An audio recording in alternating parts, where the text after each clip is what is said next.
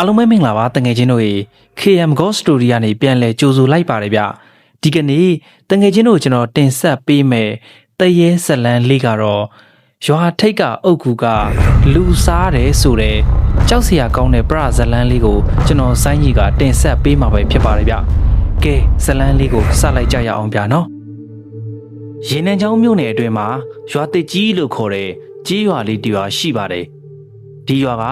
ဖွံ့မျိုးတိုးတက်မှုမရှိသေးသလိုလမ်းပန်းဆက်သွယ်ရေးတွေကလည်းအားနည်းနေတဲ့အတွက်ရွာသူရွာသားတွေအတွက်တွားရေးလာရေးကျန်းမာရေးကိစ္စတွေမှာအခက်အခဲတွေအများကြီးဖြစ်နေကြပါတယ်။ရွာထဲမှာအိမ်အောင်စုစုပေါင်း120ခန့်ရှိမယ်လို့ခန့်မှန်းထားကြပြီးတော့မိသားစုဝမ်းစာအတွက်အများစုက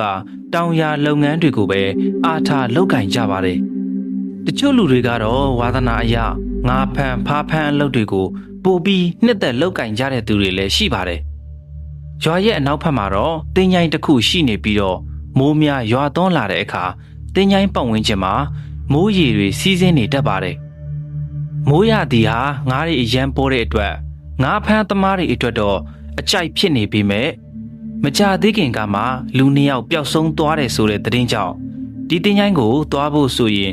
မျက်ခုံးတောင်မလှုပ်ရဲအောင်ဖြစ်နေကြပါပြီ။ဘိုးကိုမောင်ထွန်းဘယ်သွားမလို့လဲဗျ။ဘုန်းကြီးကျောင်းသားတာတီရဲ့အတန်ကြောင့်မောင်ထွန်းခဏရက်ပြီးပြန်လှည့်ကြည့်လိုက်တယ်။တင်းញိုင်းဘက်ငါးဖမ်းသွားမလို့ပါ။ဗျာတင်းញိုင်းဘက်ငါးဖမ်းသွားမလို့ဟုတ်လား။တာတီအံ့အားသင့်နေတဲ့ပုံစံကြောင့်မောင်ထွန်းကမေးလိုက်တယ်။ဘာဖြစ်လို့လဲတာတီ။ဘာဖြစ်ရမလဲ။ဟိုတလောကလူနှစ်ယောက်တည်သွားတာခင်ဗျားမသိဘူးလား။သိတယ်လေအဲ့ဒါဘာဖြစ်လဲသူတို့ကရင်းနှစ်တည်သွားတာငါနဲ့ဘာဆိုင်လို့လဲဟာအဲ့ဒါရင်းနှစ်တည်တာမဟုတ်ဘူးဗျတရေကြိုက်လိုက်တာဆိုလားဟာကွာမင်းတို့ကလည်းပောက်ကရတွေပြောနေကြတာပဲဟုတ်တယ်ကိုထွန်းဒါတရွာလုံးနီးပါပြောနေကြတာဗျကျွန်တော်တယောက်တည်းမဟုတ်ဘူးဗျအေးငါတော့မယုံဘူးကွာ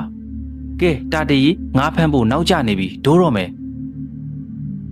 မောင်ထွန်းကြောခိုင်းပြီးထွက်သွားတာကိုတာတီကခေါင်းလေးကိုကုပ်ပြီးတော့စိုးရိမ်စိမ့်နဲ့လိုက်ကြည့်နေမိပါတယ်။တကြီးကဲပါအောင်တော့ပောက်ကွဲတန်လို့အော်ငိုနေတဲ့ဒေါ်တူးရဲ့အတန်ကြောင့်တကြီးကအိမ်အောက်ကိုအလင်းမြန်ပြေးဆင်းလာလိုက်တယ်။ဘာဖြစ်လာတာလဲဒေါ်တူးလင်းမြန်နှစ်ယောက်ရန်ဖြစ်လာကြတာလား။မဟုတ်ပါဘူးတော့သူကတင်းញိုင်းငါးဖမ်းသွားမယ်ဆိုပြီးတော့ခုထိပြန်မလာသေးဘူး။ကဲပါအောင်တကြီးရဲ့သူတခုခုဖြစ်နေမလားမသိဘူး။အဲ့ဒီကိုမသွားဖို့နေမတားဘူးလား။တားပါတယ်ကျမတောင်စောက်ယူလို့ပြောပြီးထွက်သွားတာပြောရင်းနဲ့ဒေါ်တူအတန်ပြဲကြီးနဲ့ငိုချလိုက်လေတယ်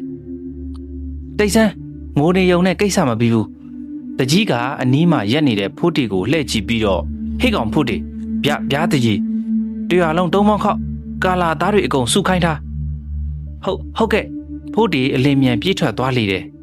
ခဏကြာမှတာတီအပေါင်းဝင်ရွာကကာလာသားကောင်းဆောင်မောင်ဆိုင်တို့အုပ်စုလိုက်ရောက်လာကြတယ်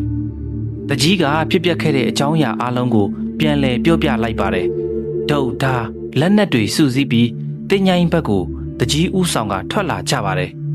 ။ညနေဆောင်ဖြစ်နေလို့နေမဝင်ခင်ခတ်တွတ်ရှောက်လာကြတယ်ဗျ။တင်းញိုင်းရောက်တော့အားလုံးလူစုမကွဲအောင်တနေရာချင်းလိုက်ရှာကြလေတယ်။အခုတနေရာရောက်မှာတော့တကြီးအလောင်းပြုတ်တာတေးအတန်ကြောင့်အားလုံးအပြေးလွှာလိုက်လာကြပြီးတော့အလောင်းသားရောက်တော့ဟင်းဟာ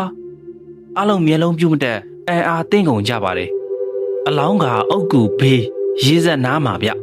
မျက်နှာဖြူဖြောသွေးမရှိသလိုအယိုးပေါ်အရေးတင်ထားသလိုပုံစံနဲ့တေဆုံးနေတဲ့ကိုမောင်ထုံးဖြစ်ပါတယ်ဟာဗျာမနက်ကမှကျွန်တော်နဲ့တွေ့ခဲ့သေးတယ်ဗျတာတိစကားကြောင့်အလုံးကတာတိပဲလှည့်ကြည့်ကြတယ်မင်းမသွားဖို့မတားဘူးလားတားပါတယ်တားလို့မရဘူးဗျရွာဘက်ကိုလှည့်ကြည့်ပြီးတော့အယူးလိုတောင်ပြောသွားသေးတယ်ဗျဒါဆိုအလောင်းကသူတည်သွားတဲ့နေရာမှာပဲပြန်တွေ့တာပေါ့ဟုတ်တယ်ဒီလိုဆိုရင်ဒီတင်းញိုင်းကိုမသွားဖို့ကြေညာရတော့မယ်လူတိုင်းတယောက်တစ်ပေါက်ပြောဆိုနေကြတယ်ဗျတကြီးကအတန်မြင့်လိုက်တယ်ကဲစကားတွေမပြောတော့နဲ့နေမဝင်ခင်အလောင်းကိုမြေမြုပ်မယ်မောင်ဆိုင်မင်းတို့အဖွဲ့ဒီတောင်းဝန်ယူတာတီကဆရာတော်ထံသွားလျှောက်ထားပြီးဖိုးထုကဒေါ်တူးကိုအကြောင်းကြားအလုံးကလည်းကိုတောင်ဝန်နဲ့ကိုအလင်းမြန်ဆောင်ရွက်ကြတယ်ဗျ ခဏကြာမှာတော့ရွာကဒေါ်တူးအပောင်ဝင်အမျိုးသမီးတချို့တင်းញိုင်းဘက်ကိုရောက်လာကြတယ်ဒေါ်တူးကမိန်းမပီပီငယ်တန်ပါအောင်သူ့ယောက်ျားအလောင်းသားမှာဝမ်းနဲ့ကြေကွဲစွာအုံငိုနေတယ်ဗျအမလီအဖြစ်ဆိုးလွန်းလိုက်တာကိုမောင်ထွန်းရဲ့ရှင်ကျမကိုထားသွားရက်တယ်နော်ရှင်ချစ်လုံးနဲ့မတူလေးကိုထားကြည့်ပါအောင်ရှင်အလောင်းကိုမြေမြုပ်ဖို့တွင်တူပြီးသားဖြစ်လို့အလောင်းကိုမယူပြီးတွင်နဲ့ထဲဖို့လှုပ်တဲ့အချိန်မှာဒေါ်တူးကသူ့ယောက်ျားကိုဆွဲဖက်ပြီးမလှုပ်ကြပါနဲ့ရှင်မလှုပ်ကြပါနဲ့ကျမယောက်ျားကိုမလှုပ်ကြပါနဲ့တကြီးကဒေါ်တူးကိုခက်တင်တင်ပြောလိုက်တယ်ဗျဟဲ့မတူနင်းငိုနေရင်နင်းယောက်ျားမြင်ရင်ဘယ်စိတ်ကောင်းမလဲလူဆိုတာတေမျိုးပါဟာ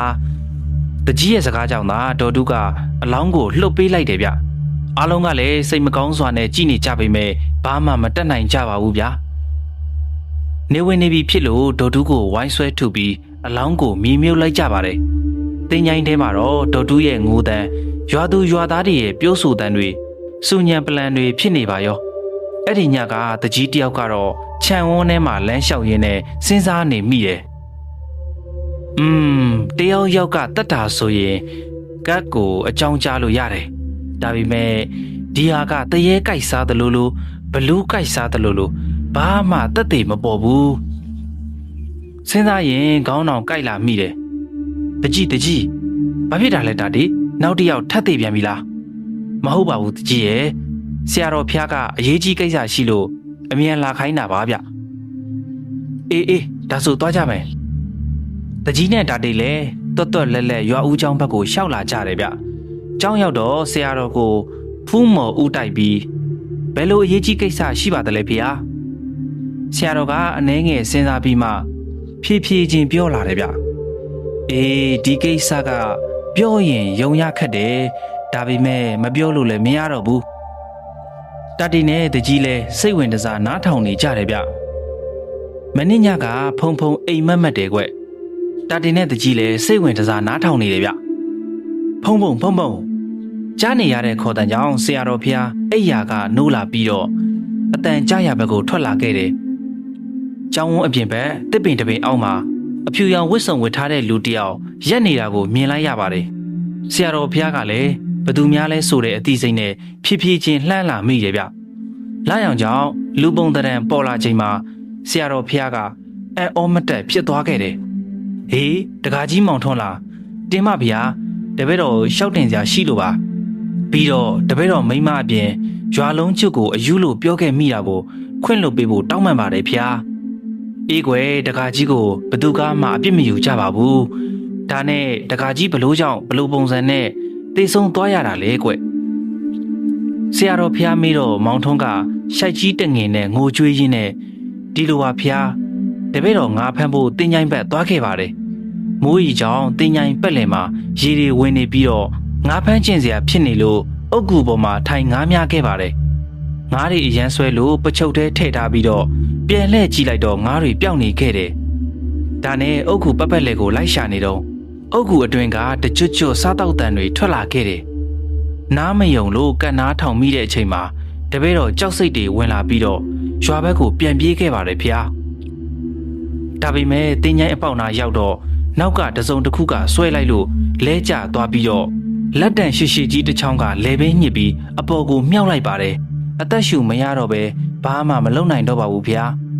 မောင်ထွန်းပြောရင်အားရပါရငိုချလိုက်တယ်ဗျဆရာတော်ဖျားကသူ့ကောင်းကိုပုတ်ရင်း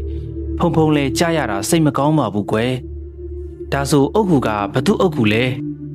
မောင်ထွန်းကအတန်တိုးတိုးနဲ့ဆရာတော်ဖျားအဲ့ဒီအုတ်ကူက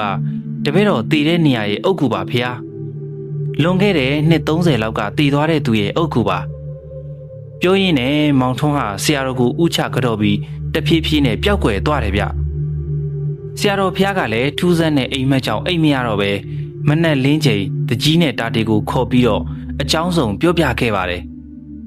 ဆရာတော်နဲ့တိုင်ပင်ပြီးတော့ရွာနီးချင်းလူကြီးလူငယ်တွေစုစည်းကအစီအဝေးကျင်းပခဲ့တယ်ဗျအားလုံးကလည်းတက်ညီလက်ညီနဲ့တင်းချိုင်းကိုတွားပြီးတော့အုတ်ကူကိုတူးဖော်ကြပါတယ်အုတ်ကူကိုဖွင့်လိုက်ချိန်မှာတော့အလောင်းကမပုတ်မတိုးပဲနဲ့လူကောင်းအတိုင်းအိပ်ပျော်နေသလိုဖြစ်နေတယ်ဗျပါဇက်ထဲမှာလည်းအဆွဲတွေကအပြင်ကိုထွက်နေပြီးတော့တချို့ကလည်း ဟေးဒါဘလူးပဲတချို့ကလည်းဟေးဒါတရေတင်ញိုင်းထဲမှာရှိတဲ့လူတွေကလည်းအဲ့ဒါလိုတယောက်တစ်ပေါက်ပြောဆိုတန်တွေကိုစူညံနေရောဗျနောက်ဆုံးတကြီးကဆုံးဖြတ်ပြီးတော့အလောင်းကိုမီးရှို့ဖျက်ဆီးရန်အမိန်ပေးလိုက်ပါတယ်မီးကဘလို့ရှို့အလောင်းကမဆွဲဘူးဗျဒါနဲ့ဆရာတော်ဖျားကပြည့်ရည်နဲ့ကာထာရွတ်ပြီးတော့ဖျန်းလိုက်ချိန်မှာတော့အားဆိုတဲ့အတန်ကြီးနဲ့အတူမီးဆွဲလောင်သွားခဲ့တယ်ဗျမီးရှို့ပြီးတဲ့နောက်မှာဆရာတော်ဖျားကတရားဟောပြီးရေးဆက်ချအမျှပေးခဲ့ပါတယ်အဲ့ဒီနေ့ကစပြီးတော့ရွာတစ်ကြီးရွာမှာထူးဆန်းတဲ့တည်ဆုံးမှုတွေမရှိတော့ပါဘူးဗျာ